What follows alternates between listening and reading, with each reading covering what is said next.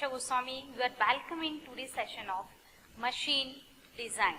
So in today's session, I will discuss how to derive a Levy's equation of beam strength for the gears. Okay.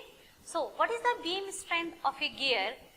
This beam strength is a strength that gears can be take, or you can say that maximum load that can be taken by gear without failure.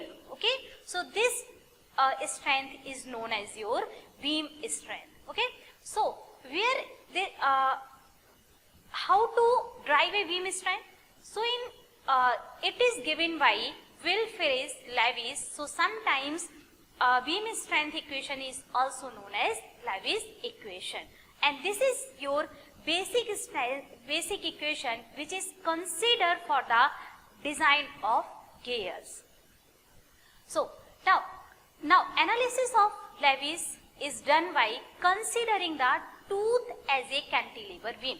We know when a tooth are in contact with another teeth of gear, so upper portion of the tooth is free and lower portion is fixed. So that's why Levy's consider that gear tooth is as a your cantilever beam.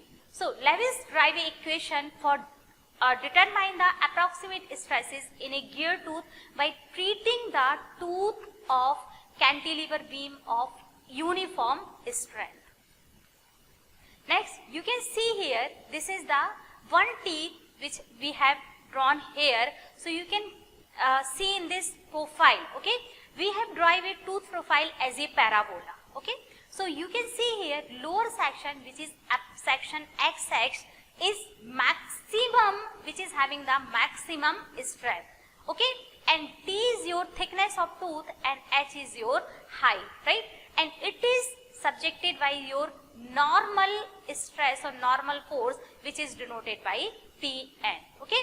Now these are the here two components. One is your Pt and another one is your Tr.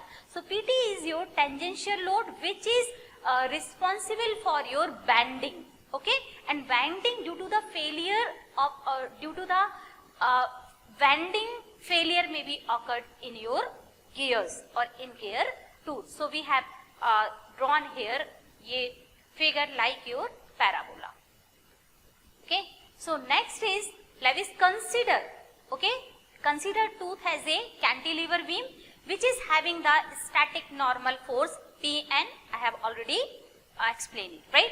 Now before doing the any type of, or before driving the any type of equation, we always consider some assumptions, or some assumptions are made before driving before derivation of any type of equation. So Levy's consider that the full load is applied to the tip of a single tooth in a static condition, or you can say that there is a transmission of load is only by single tooth, not by using the number of teeth, right? So it is transmitted by, or at a time only we consider that load is transmitted by using single tooth. Okay, and radial component, because radial component is acting with respect to the line of action, so we consider it is negligible because bending is produced due to your tangential load. Okay, or tangential component. So we consider that we consider here tangential load because that is responsible for the bending of tooth. So radial component is negligible, and we consider the your tangential component. And now we consider that the load is distributed uniformly across the full phase width. So when phase width is here in tooth, so load, we consider that load is uniformly distributed. So you can see here D is your phase width and load is uniformly distributed, and we consider that gear tooth as a cantilever beam. Here H is your height and T is your thickness of your tooth. Now last assumption is forces due to the tooth sliding friction as negligible. So we consider that forces produces due to the sliding friction, or due to the sliding action of your tooth, or due to that friction will be produces. So we consider that that is negligible. Now, how to find out beam strength?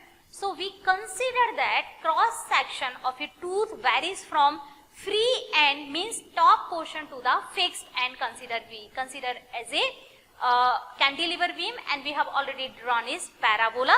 So, the weakest section, highest stresses is generated at the x-axis, we have already seen in figure. Okay, so you can see here again, section x-axis is having the maximum stresses, means where the maximum stresses will be generated. So, that is your weakest section of your tooth. So, we have to design on the weakest section.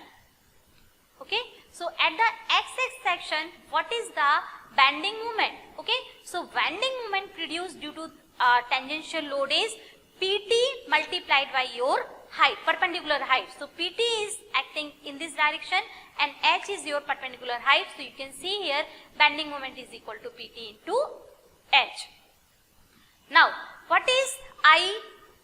What is the moment of inertia? So, moment of inertia about your x-axis, see here in diagram, okay, about the x-axis, okay. So, what will be the moment of inertia? I is equal to 1 by 12 of, you can see here, 1 by 12 of B is your phase width, okay, T is your thickness, which is at the bottom side, right. So, 1 by 12 BTQ, so this is your moment of inertia. Now, what is your Y? Y is distance, so this is equal to T by 2, okay, or if we can say that we have considered the from the center point, so total distance is equal to half of your tooth thickness. So, bending stresses, so how to find out the bending stresses? We will use the bending equations or equation for the bending. So, we will find out sigma B is equal to, or M sigma B divided by Y is equal to MB divided by I. So, when Y will become here, so sigma B is equal to, you can find out MB into Y divided by I. So, this is your bending stresses. Now, what is the bending moment? Now, so bending moment is your tangential load multiplied by height. So, this is equal to PT into H. Now, small y, so Y is equal to T divided by 2, half of your thickness, and divided by I. So, I is equal to 1 by 12 of your BTQ. By solving this equation or by rearranging the parameters, we will get the tangential load in terms of bending stress. So, PT is equal to sigma B into B, okay, multiplied by T squared divided by 6S. Now, we will multiply both sides, okay, sorry, we will multiply and divide this equation, right, you can see here, sigma B into B multiplied by T squared divided by 6S. So, this equation will be multiplied by module and divided by module. So, we will get this equation, you can see here, okay.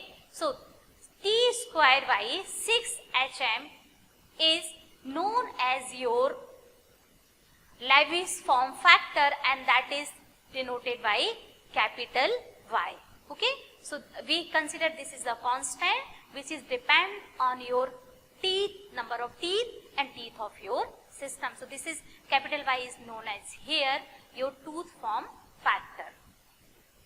So, we can write the equation in the form PT is equal to M into B sigma B into capital Y. In some books, capital Y is equal to small y into pi, okay. So, please take care of this. This is the equation which is used in different textbooks in different method.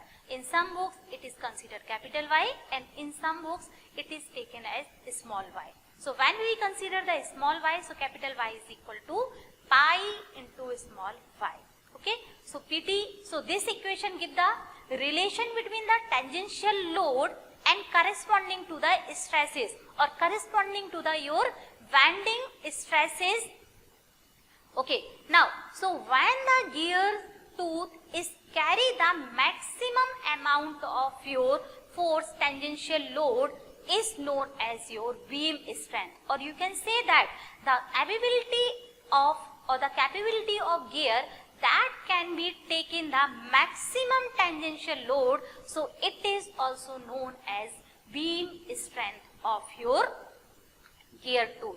And design is based on this strength, and this strength, beam strength, is denoted by SB. So this is the maximum value of tangential force that can be load, tooth can be transmit, or power can be transmitted by the tooth without your bending failure.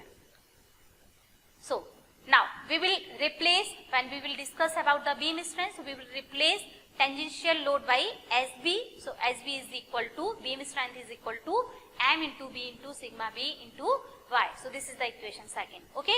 Here SB is equal to your beam strength of gear tooth, which is given in newtons, and sigma B is equal to permissible bending stress, which is always given in Newton per mm square. So it was about the Lebesgue equation, or you can say that beam strength of a gear tooth. Thank you.